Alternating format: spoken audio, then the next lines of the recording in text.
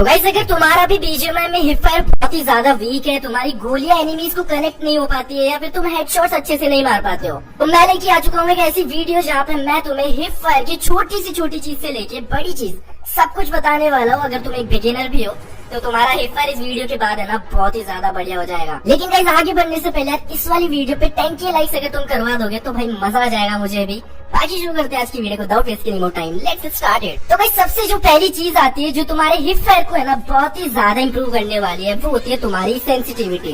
अब देखो normal sensitivity की बात हम लोग नहीं कर रहे हैं, यहाँ पे तुम्हारी जो हिप फायर सेंसिटिविटी होती है ना, तो आधे लोगों को तो देखो इस पता ही नहीं है कि हिप फायर की सेंसिटिविटी होती है। तो यहाँ पे जायरोस्कोप एडीएस में जो फर्स्ट वाली सेंसी होती है ना, टीपीपी नो स्कोप, जो तुम तुम्हारी स्क्रीन पे देख रहे हो, ये होती है तुम्हारी हिप फायर सेंसिटिविटी। अब देखो मैंने बिल्कुल कम कर दिया है यहाँ पे इसको, तो अब मैं अगर हिप फायर मारूंगा ना तो यहाँ पे मेरा जो एम है वो एकदम एक ही जगह अटका रहेगा, क्योंकि मैंने सेंसिटिविटी बिल्कुल कम कर दिया है। लेकिन अगर हम ये वाली सेंसिटिविटी को थोड़ा सा इम्प्रूव कर लेते हैं, थोड़ा सा बढ़ा देते हैं, तो देखो यहाँ पे क्या होता है। तो यहाँ पे अभी मैं ये वाली नोस्कोप वाली सेंसी को थोड़ा सा अप कर देता हूँ एंड यहाँ पे जो हमारा हिप फायर है ना अभी वो नॉर्मल जाने लग जाएगा। तो ये सेंसिटिविटी तुम कितनी रखते हो उसी पे डिपेंड करता है तुम्हारा हिप फायर कैसा होने वाला है। अब सवाल आता है कि तुम्हें ये सेंसिटिविटी कितनी रखनी है। तो देखो यहाँ पे दो कंडीशन सबसे पहले मैं तुम्हें दे देता हूँ। तो अगर तुम्हारा एम तुम्हें बहुत ही ज्यादा एकदम हैवी लगता है, लाइक तुम्हें एनिमी तक ले जाने में टाइम लगता है, ऐसा लगता है कि बहुत स्लो जा रहा है एम, तो तुम्हें है ना सेंसिटिविटी थोड़ी सी बढ़ा देनी है। मैं बोलूंगा कि 350 तक तुम ट्राई कर सकते हो, 300 तक भी ट्राई कर सकते हो। लेकिन अगर तुम्हारा एम बहुत ही ज्यादा शेकी होता है, अगर तुम एनिमी पे लेके जाते हो तो बस ऊपर नीचे भागते रहता है एम, तो ऐसे में तुम्हें ये वाली सेंसिटिविटी कम करनी होगी। अब कम कितनी करनी है, तो तुम 200 के ऊपर जितना रखना चाहो ना रख सकते हो।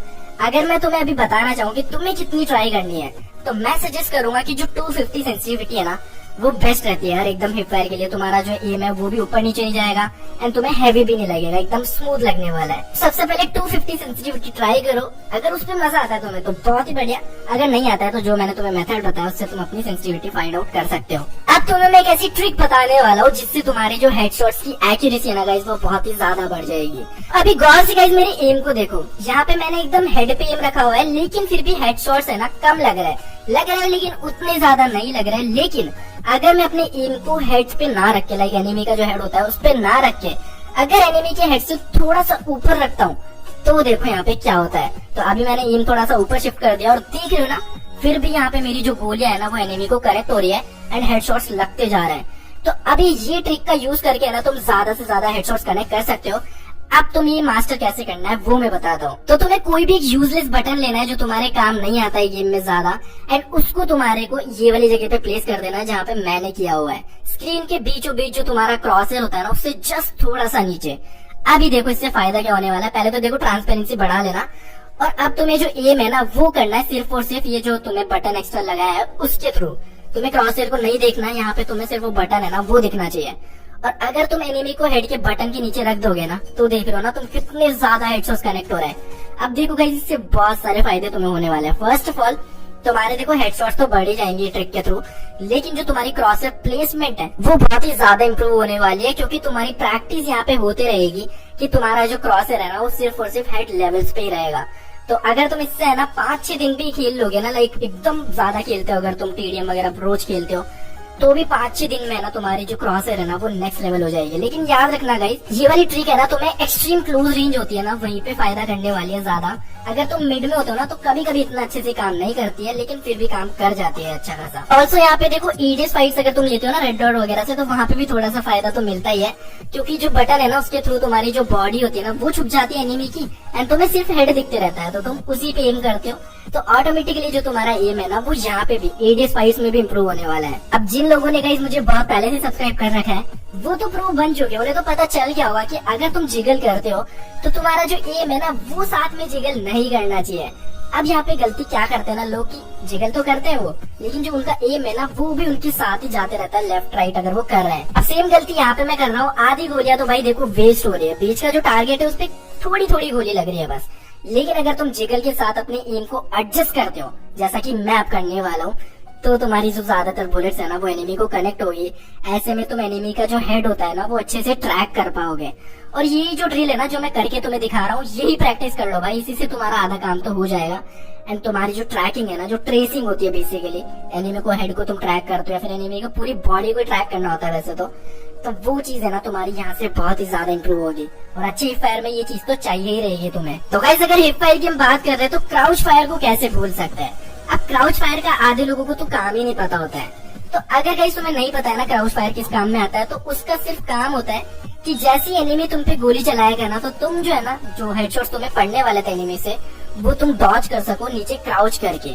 तो अब इसको अच्छे से ऑप्टिमली यूज करने के लिए तुम्हें पता है क्या करना होगा। जैसे ही तुम है ना एनिमी के ऊपर फायर करने जा रहे हो, जैसे ही तुम देखो एनिमी को देखोगे तो तुम भी उस पर फायर करोगे और वो भी तुम्हें देख लेगा। उस टाइम तक वो भी तुम पे फायर करने वाला है। तो ऐसे में फायर बटन दबाने के साथ ही साथ अगर तुम क्राउच बटन भी दबा देते हो तो एनिमी की जो बुलेट थी जो तुम्हारे हेड पे लगने वाली थी, अब क्योंकि तुम क्राउच कर चुके हो वो तुम्हें नहीं लगेगी। एंड ज्यादातर गोलियां जो फर्स्ट गोलियां होती है ना वो तुम डॉज कर लोगे। अब देखो क्राउच है ना गाइस, तुम्हें कभी भी स्पैम नहीं करना है, क्योंकि कभी कभी है ना वो उल्टा पड़ जाता है और तुम्हें सारी गोलियां कनेक्ट हो जाती है। तो ऐसा सिर्फ है ना फर्स्ट टाइम जब तुम 1v1 इनिशिएट करो, फायर बटन दबाओ सबसे पहले, तो उसी टाइम पे क्राउच मारो एंड वो तुम्हें बहुत ही ज्यादा हेल्प करने वाला है। अब गाइस जो नेक्स्ट चीज तुम्हें मैं बताने वाला हूँ, ये पर्सनली मैं ना हमेशा से यूज करता हूँ। एंड मैं जब भी इसके बिना खेलता हूँ ना तो मेरा एम बहुत ज्यादा शेकी रहता है, लेकिन अगर मैं ये चीज को फॉलो कर लेता हूँ तो मेरा एम है ना बहुत ही ज्यादा जो है स्टेबल हो जाता है। तो गाइस जब भी मैं गेम खेलता हूँ ना, मैं अपनी एल्बोज के नीचे पिलो रख लेता हूँ ताकि मेरा जो एम है ना वो बहुत ही ज्यादा स्टेबल हो जाए। अब देखो जो नॉन जायरो प्लेयर्स है ना उनको तो बिल्कुल फर्क ही नहीं पड़ता इस चीज से, क्योंकि जो जायरो खेलते हैं ना उन्हीं को फर्क पड़ने वाला है। जायरो खेलते हो अगर तुम तो तुम्हारा फोन हिलता है, अगर तुम थोड़ा सा भी हाथ जो है एक्स्ट्रा मूव कर देते हो। तो ऐसे में अगर तुम जायरो प्लेयर हो, हाई सेंसी पे अगर स्पेसिफिकली तुम खेलते हो, जैसा मैं भी हाई पे ही खेलता हूँ मोस्टली, तो मेरे को तो भाई सपोर्ट चाहिए रहता है। अगर ना लगाऊं मैं तो बहुत ही ज्यादा मेरी स्क्रीन शेक करती है और ऐसे में मैं जो है एम मिस करते रहता हूँ।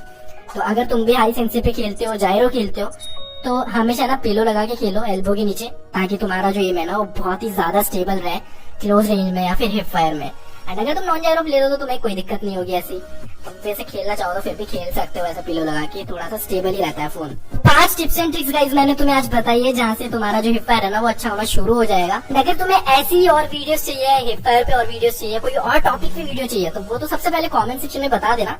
लेकिन अगर और भी ऐसी वीडियोस चाहिए जैसा मैं पहले बनाया करता था टिप्स एंड ट्रिक्स वाली, गेम को कैसे तुम इम्प्रूव करते हो अपने, तो वो भी है ना कमेंट सेक्शन में बताना मुझे। कमेंट में पढ़ने वाला हूँ सभी इस वाली वीडियो के।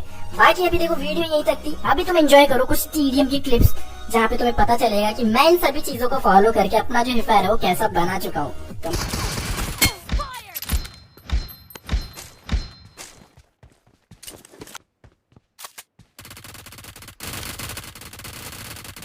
Watch out!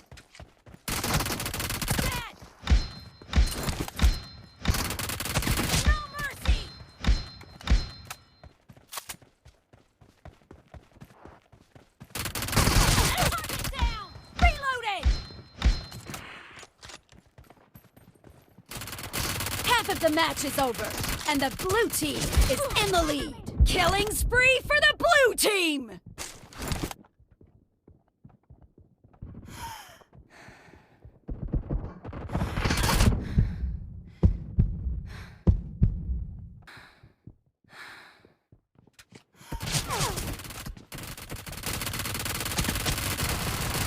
Watch out!